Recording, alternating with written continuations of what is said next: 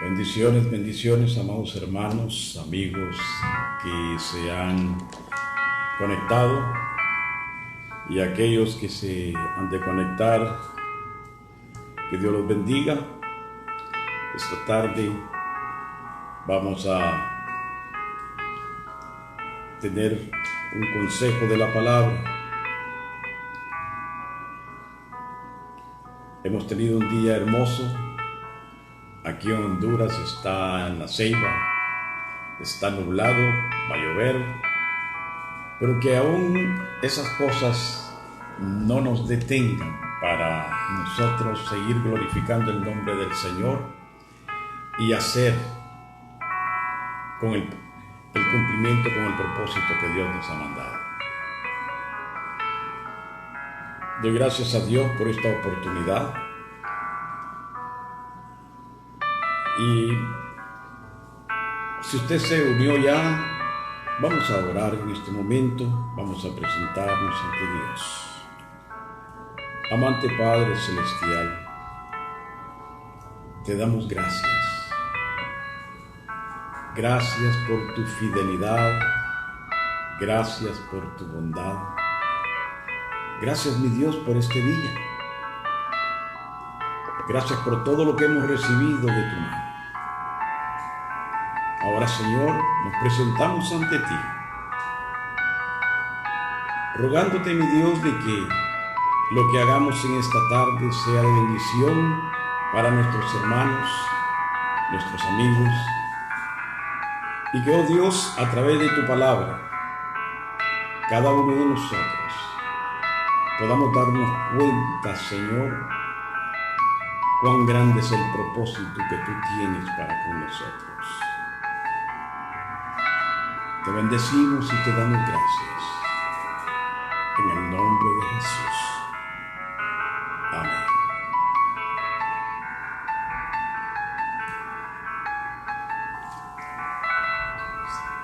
Vamos a esperar unos minutitos para iniciar con el mensaje de esta tarde.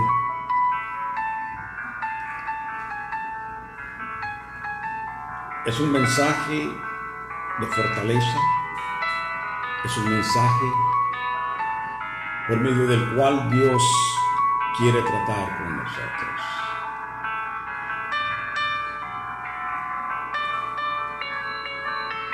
Y es así que vamos a entrar a la palabra. El tema del mensaje en esta tarde, amados hermanos, es la vida cristiana.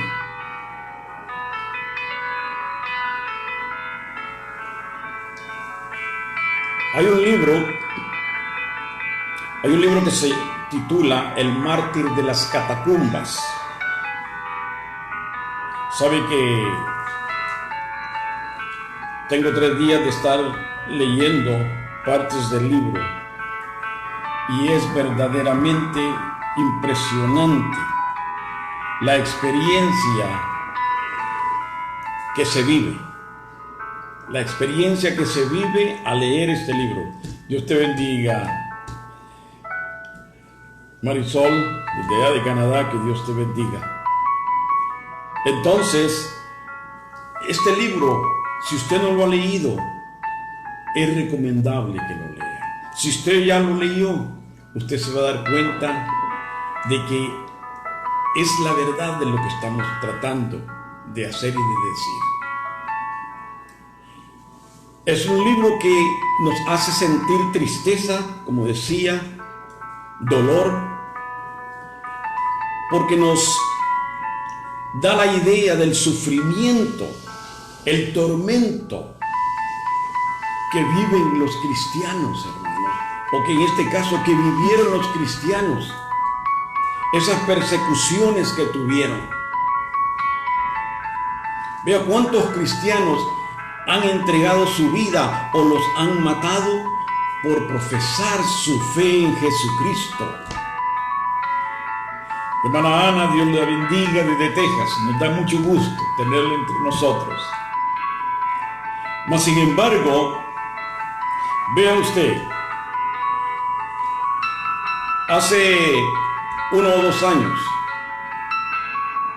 salían las noticias como en Medio Oriente estaban sacando a todos los creyentes de sus hogares. Estaban marcando con pintura los hogares de las personas que eran cristianos. Luego llegaban, los sacaban y los arrodillaban enfrente de sus hogares, enfrente de la gente, y los ametrallaban. Los mataban. Cuán difícil ha sido la vida de un creyente. Ahora, la introducción de este libro, hermanos, dice: esta es la historia de un hombre que fue cristiano cuando serlo costaba la vida. Yo le pregunto a usted, ¿cree usted que ese es el sentir del cristianismo en Estados Unidos hoy en día, ahorita? ¿Cree usted que esa es la visión del cristiano hoy en día? Es la historia de un hombre que fue cristiano cuando serlo costaba la vida. En Estados Unidos, ¿será la visión esa? En Honduras, le digo Estados Unidos porque es donde yo viví. Ahora resido en Honduras. En Honduras, que casi todos se llaman ser cristianos. Pero muy pocos son cristianos, los demás se han conformado con ser cristianos. Porque cada uno vive a su manera y a su antojo. Pero ese no es el sentir del cristianismo hoy en día.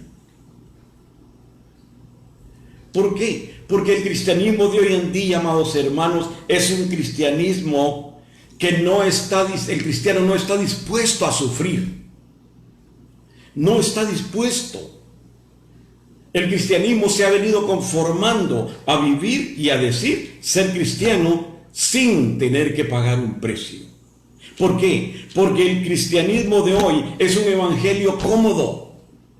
Es un evangelio dado a la medida o a la conveniencia de la gente muchas veces. No hay sufrimiento, no hay disposición de sufrir. Yo quiero hablar un poquito acerca de un hombre, un personaje que habría mucho que hablar de él. Mas sin embargo, voy a tocar solamente unas 2 o 3 cositas para que reflexionemos en esto. Pero es un hombre que nos puede enseñar cuál es la verdadera vida cristiana. Vamos a hablar de Elías. Primera de Reyes, capítulo 17, en el versículo 1.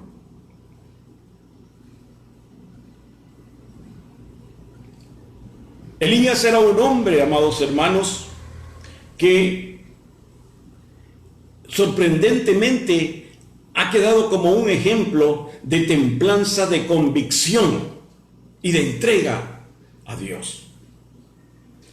Voy a leer el primer versículo. Dice: entonces Elías Tisbita, deténgase ahí, si usted me está siguiendo en su Biblia, deténgase ahí un momentito. Dice Elías Tisbita. Todos los creyentes sabemos que Tisbita no era el apellido materno o el apellido paterno de Elías. Tisbita era el lugar donde él residía. Acordémonos, Saulo de Tarso. Tarso no era su apellido, sino que era el lugar donde él vivía, donde él era. Jesús de Nazaret. Y así hay otros. La Biblia dice que fue un varón que vivía en Tisbis, un lugar que geográficamente no tiene localización, no tiene ubicación. De ese lugar Dios llamó a Elías con un propósito. Elías fue un hombre, no era rico, no descendía del gremio sacerdotal, no se graduó de ninguna escuela de profetas, aunque fue profeta. Era un hombre, vamos a decir, mediocre. Pero a ese hombre Dios lo llamó un día para que fuera a cumplir con un propósito. Y dice la palabra: Elías Tisbita, que era de los moradores de Galaad, dijo a Acab: vive Jehová, Dios de Israel, en cuya presencia estoy. Deténgase ahí. Cuando se dice en cuya presencia estoy, son palabras que pesan, hermano. Son palabras fuertes. Son palabras que nos llevan a pensar a nosotros la relatividad que había entre el profeta y Dios. Era un hombre con convicciones, pero cuando Elías dice: vive Jehová, Dios de Israel, en cuya presencia estoy, nos muestra que había una relación entre el profeta y Dios. Había una unificación. Dios quiere usarlo a usted, amado hermano, amada hermana. Dios lo quiere usar a usted para que sus palabras sean concretadas como fueron las palabras de Elías. Elías llevó un mensaje y Dios nos ha dado a nosotros una clave. Mateo 18:18 dice: de cierto os digo que todo lo que atéis en la tierra será atado en el cielo, y todo lo que desatéis en la tierra será desatado en el cielo. Cuando Elías dice: vive Dios, ante su presencia estoy, lo que Elías iba a decretar, Dios lo iba a cumplir en el cielo. Vea qué hermoso, hermano. Sus palabras tienen efecto, sus palabras tienen validez, pero nos lleva a reflexionar a que debe de haber una relación genuina, íntima, de parte de nosotros para con Dios.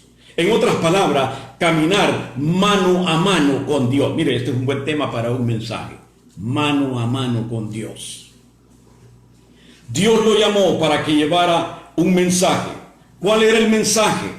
No habrá lluvia. Ese era el mensaje específico. En cuya presencia estoy, que no habrá lluvia ni rocío en estos años, sino por mi palabra. Ese era el mensaje. Ese era el propósito. La primera cosa que vamos a anotar en esta tarde es la verdadera vida cristiana. La verdadera vida cristiana tiene un propósito. Comienza con un propósito.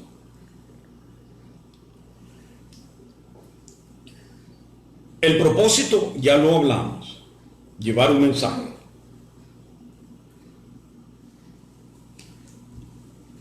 La salvación es el inicio, amados hermanos, del pacto, o sea, es el pacto inicial.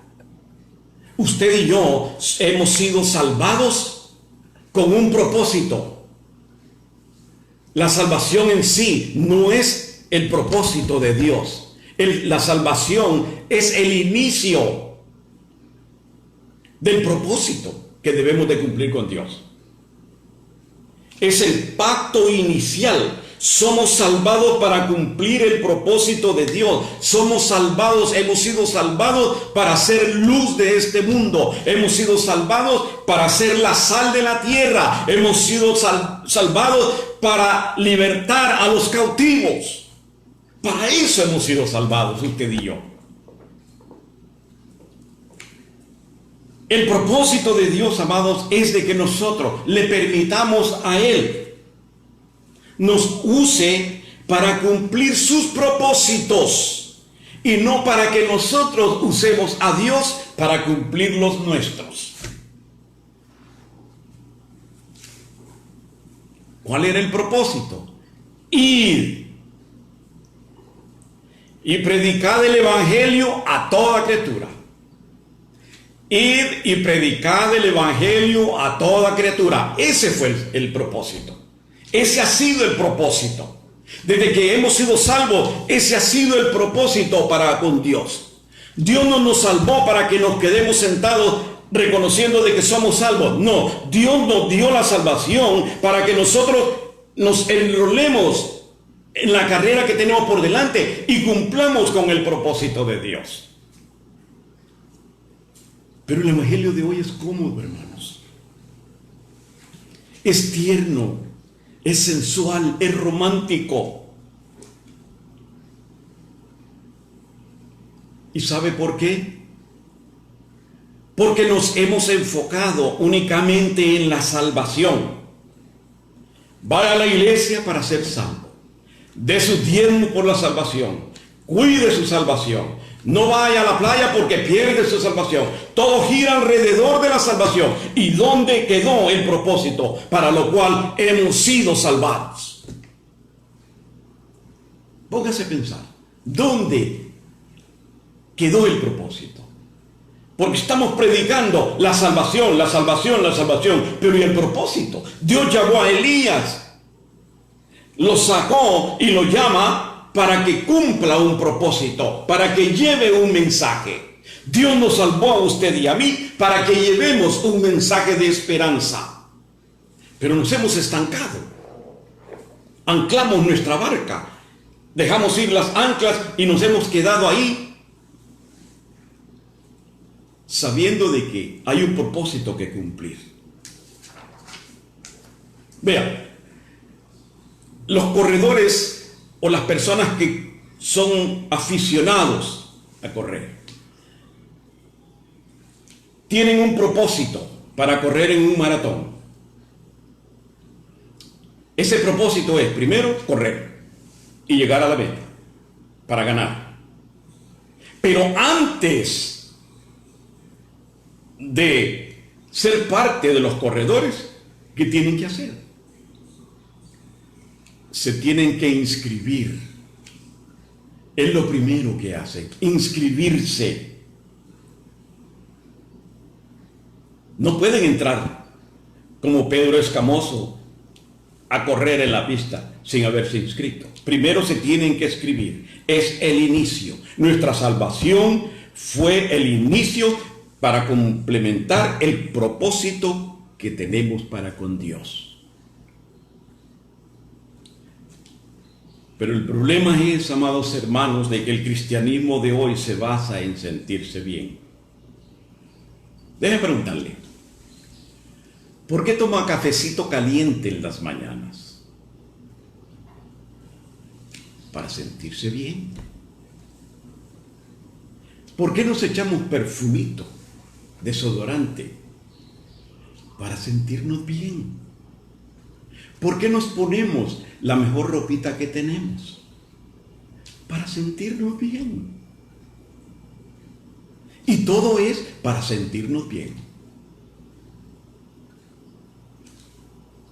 Pero no todo lo que hacemos para sentirnos bien es saludable para nuestra vida espiritual. Es bueno. ¿Por qué? Porque hay quienes van a la iglesia para sentirse bien. Tienen una pelea en su casa, se le cayeron los platos, se frustra, se angustia, entonces vamos a la iglesia a ver si me siento bien.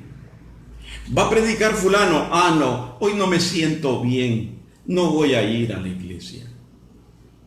Va a llover, no me siento bien para ir a la iglesia porque va a llover. Es para sentirnos bien.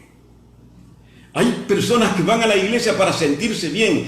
Buscan las congregaciones donde hayan asientos acolchonaditos porque no les gustan las sillas de lámina. Y primero dicen, no, aquí no me siento bien porque estas sillas me maltratan la cintura. Todo es en derredor de la salvación y de sentirnos bien. Ahora, ¿qué pasó con aquellos cristianos que expusieron su vida, que fueron vituperados, que fueron acribillados para que el evangelio permanezca hasta hoy en día, para que usted y yo gocemos de esas bendiciones? ¿Qué pasó?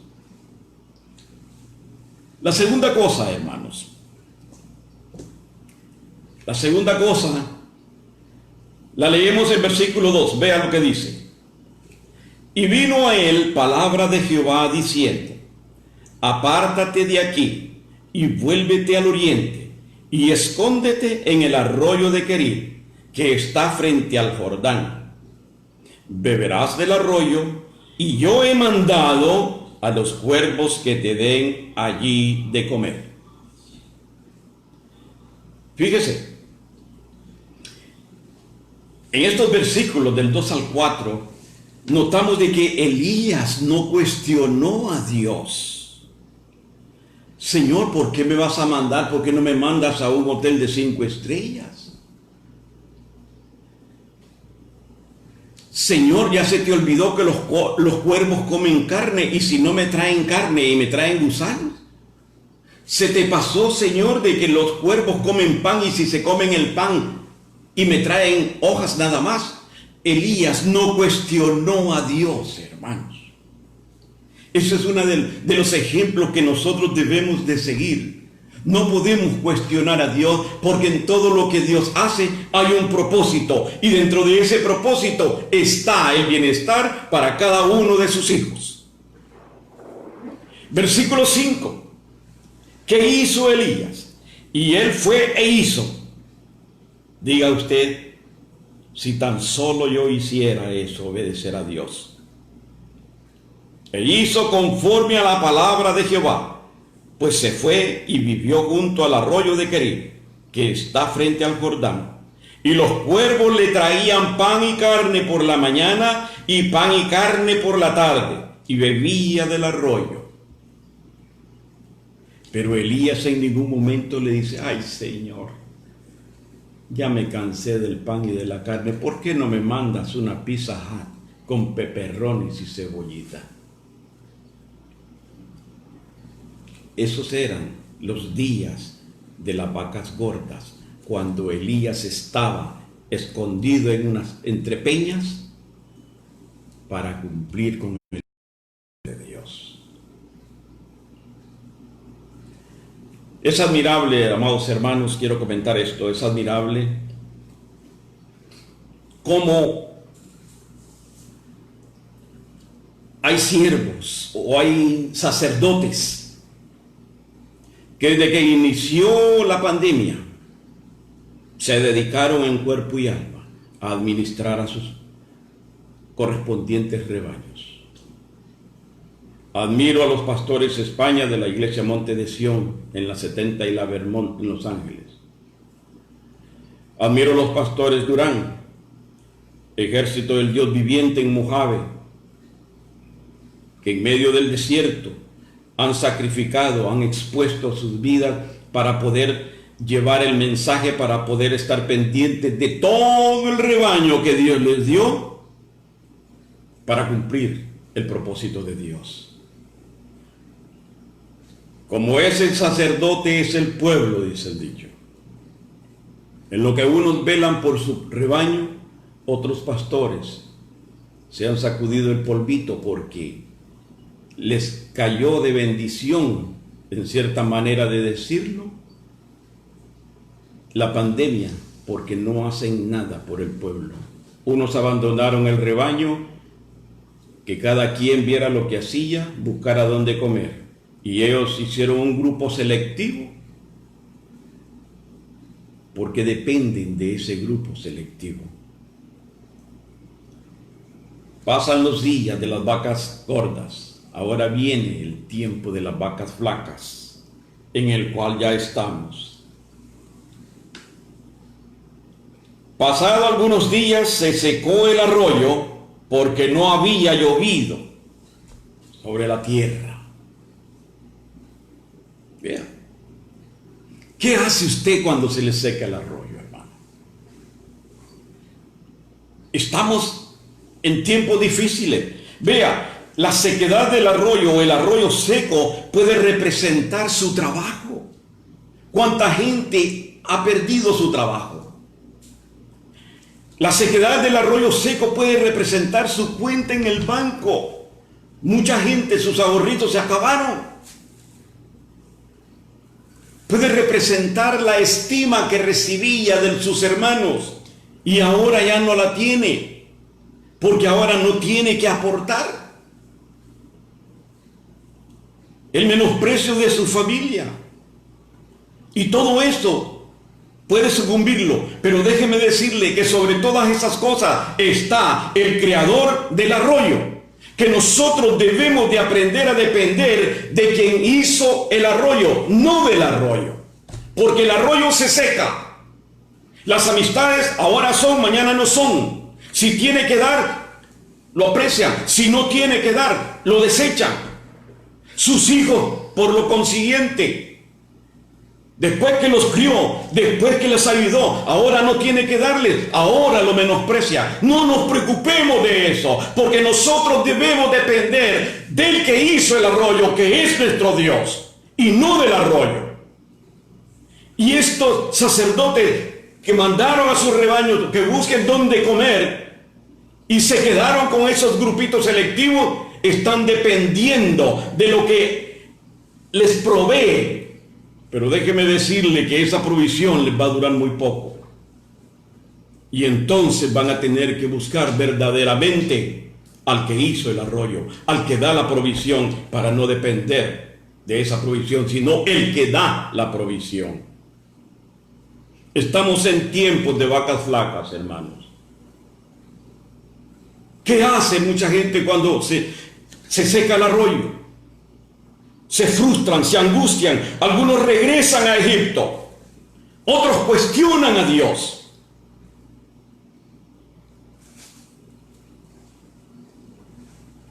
Pero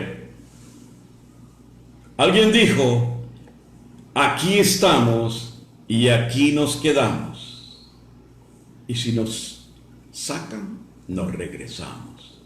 Porque yo estoy confiando en Jehová de los ejércitos. Yo estoy confiando en que Dios dijo, sal y vete aquí. Y allí estaré. ¿Por qué? Vea lo que sucedió con Elías. Levántate, vete a Serepta de Sidón y mora allí. ¿Qué?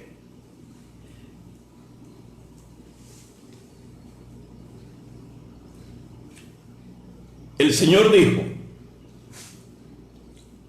no te dejaré ni te desampararé. ¿Lo cree? Es promesa de Dios. ¿Lo cree?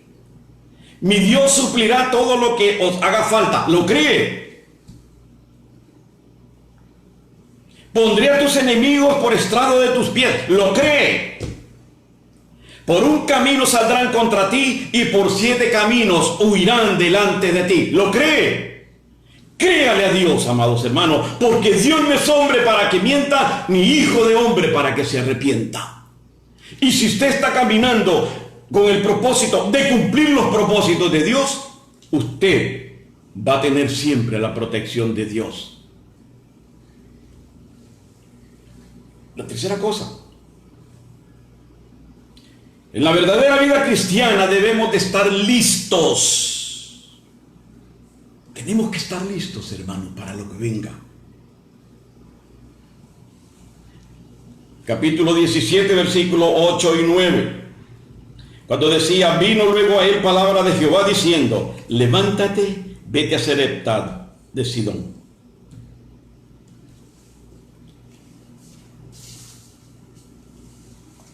Dese cuenta de que hasta ahí Elías seguía esperando.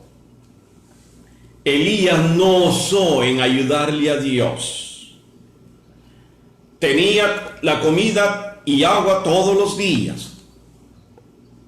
Pero cuando se secó el arroyo, Elías no se desesperó. Elías no dijo, bueno, a lo mejor Dios quiere que me vaya por esta vereda y adelante Él me va a salir con agua. Elías no dijo, voy a adelantarme para que Dios me alcance. Elías no pretendió ayudarle a Dios. Y muchas veces eso es lo que nosotros hacemos. Quererle ayudar a Dios cuando Dios no necesita nuestra ayuda. Porque Dios es autosuficiente. Dios es poderoso, amados hermanos. Lo único que Dios quiere, disposición en nuestro corazón para obedecerle y hacer su voluntad. La palabra Serepta significa horno de fuego. O sea que a Elías Dios lo llama para que lleve un mensaje. Dios se glorifica a través de su siervo para que su siervo llevara un mensaje. Lo exalza. Pero ahora lo agarra y lo lleva al horno de fuego. ¿Por qué? Porque debemos de estar preparados, hermanos. Elías iba a pasar por una prueba bastante fuerte, como la que usted y muchos cristianos estamos pasando hoy en día. Unos peores que otros. Es triste, amados hermanos, darnos cuenta cómo se va convulsionando la situación. Se está volviendo caótica. O ya se volvió caótica.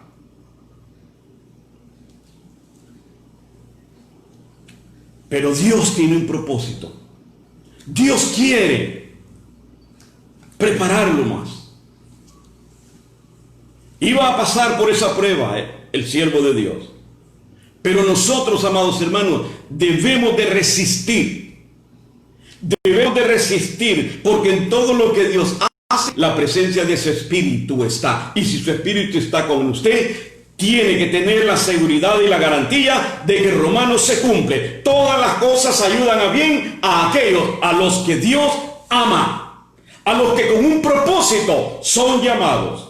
Usted tiene un llamado. A usted Dios lo llamó para que cumpla un propósito para él.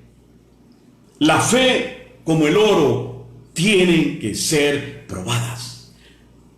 La fe que soporta el oro, el fuego, vale más que el oro. ¿Verdad? Santiago 1:2 dice: hermanos míos, tened por sumo gozo cuando os halléis en diversas pruebas. Si nosotros no estamos pasando una de esas pruebas difíciles, que duelen, nosotros no podemos entender el dolor de los demás. ¿Cómo podemos gozarnos? Vamos a gozarnos cuando tenemos la confianza absoluta de que Dios está en control, hermanos. Elías fue usado por Dios para que llevara un mensaje y ahora lo mete al fuego, al horno de fuego. ¿Con qué propósito? Para templarlo. Porque el Señor quiere que todos los que le sirvamos a Él, tenemos que entrar por un horno de fuego, tenemos que ser espadas de acero de Damasco 50-60, que es el acero más filudo y más duro para que se rompa. Y tenemos que ser forjados en el yunque.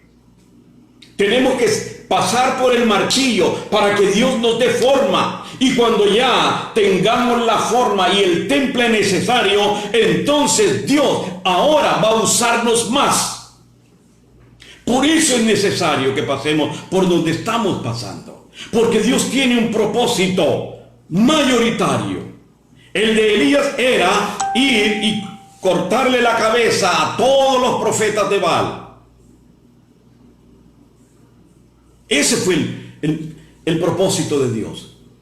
Para eso Dios lo metió en el horno de fuego, para templarlo, porque ahora usted y yo somos espadas en la mano de Dios, que Dios va a usar para quitarle la cabeza a los falsos maestros, a los falsos profetas, a los falsos enseñadores, a los que están dándole únicamente masita con agua a las ovejas.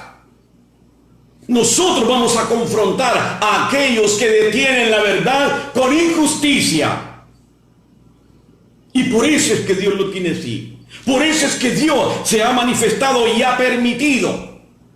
Porque usted tiene un gran ministerio. Usted que ha expuesto su salud para el beneficio del pueblo de Dios, usted que se ha entrometido entre las ovejitas, estuvieran bajo cualquier condición, usted que lo ha arriesgado todo, usted va a ser probado, pero a su tiempo Dios lo va a levantar y lo va a exaltar para la gloria de su nombre. Porque eso es lo que Dios quiere, usarnos más. ¿Por qué vamos a pasar por el fuego?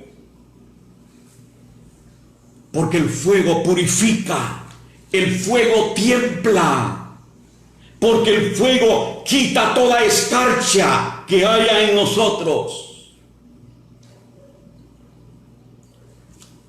Amados hermanos, nuestra fe tiene que ser probada, porque la fe que no es probada es una fe en la que no se puede confiar. Diga, lo que no me mata me fortalece. ¿Cómo la ve? Con esto termino. Capítulo 19, versículos del 1 al 5.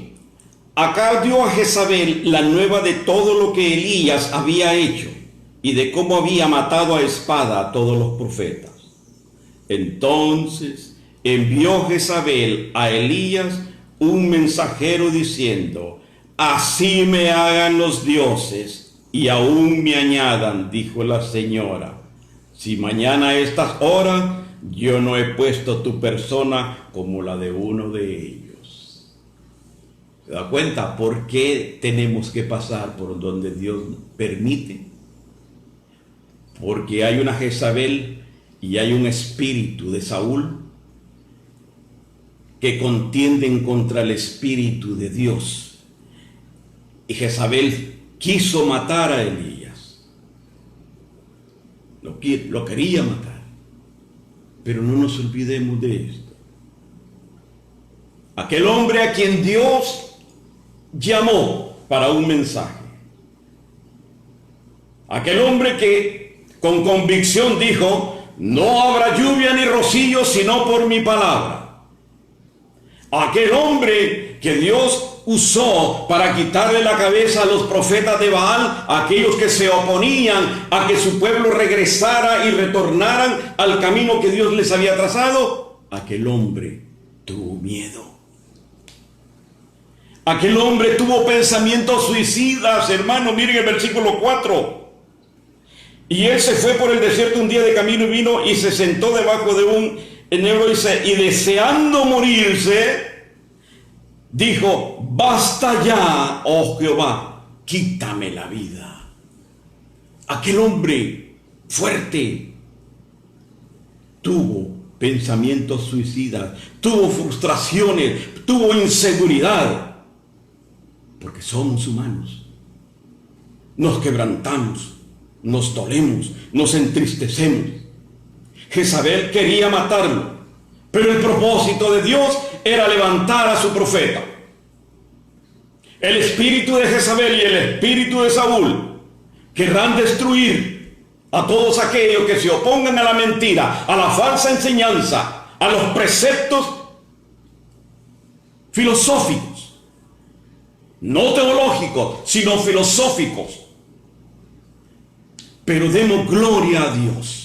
Gocémonos, amados hermanos, que somos escogidos para ser introducidos dentro del horno de fuego, porque de ahí vamos a salir templados, y media vez templados vamos a poder vencer y confrontar al enemigo.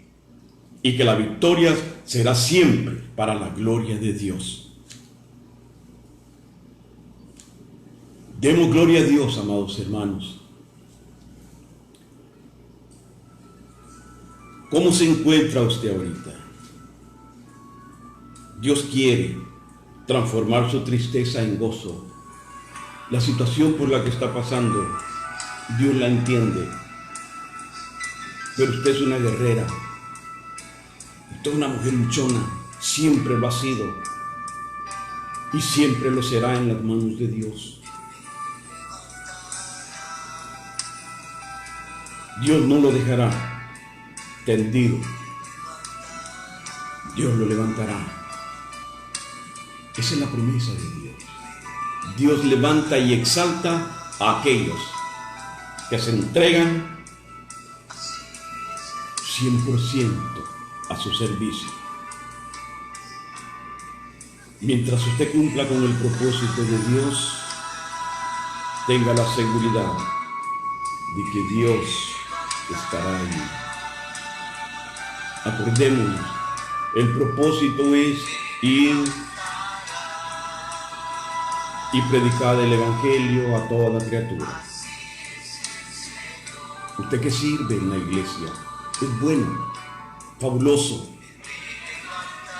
pero sirva en su congregación, pero allá afuera cumpla con el propósito de Dios, evangelice.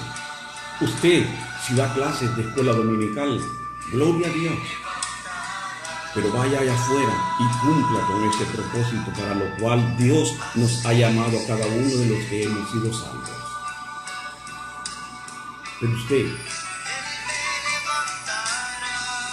que tal vez no ha abierto su corazón a Jesucristo, le gustaría ser parte de este equipo y llevar un mensaje de salvación y de esperanza a otras personas. Yo le invito para que esta tarde usted pueda recibir a Jesucristo. ¿Cómo se recibe a Jesucristo? Únicamente arrepentimiento para con Dios. Arrepiéntase de sus pecados, reconozca que es pecador, porque nadie es perfecto. Todos somos pecadores, pero hay pecadores arrepentidos a los cuales Dios puso su Espíritu. Y la segunda cosa, tener fe en nuestro Señor Jesucristo, reconocer que Jesucristo murió y resucitó para darnos vida y vida en abundancia en el cielo. Crea en Jesucristo, Cristo le ama y usted, amado hermano, siga adelante, porque Dios está con usted. Dios lo va a levantar, porque otras cosas peores vienen para la congregación y usted tendrá que estar dispuesto a que Dios lo use como esa espada afilada y pulida por el fuego. Que Dios les bendiga. Vamos a orar. Buen Dios y Padre Celestial, te doy las gracias, Señor. Gracias por la oportunidad de retomar, Señor, el trabajo que me has encomendado. Perdona por haberme estancado, Señor, por el que dirían, por incomodar a otras personas. Pero te doy gracias porque aquí estoy. Padre, bendice, Señor, a cada uno de los que están conectados y a aquellos que van a escuchar el mensaje. Bendícelos, bendice sus familias correspondientes. Guárdalos, oh Dios, y que la sangre de Cristo, Señor, esté sobre los pindeles de cada una de estas casas. Cuídanos en el seno de tu mano. Ayúdanos, oh Dios, a perseverar. Y gracias te doy, mi Dios, en el nombre de Cristo Jesús. Amén. Quiero dejarles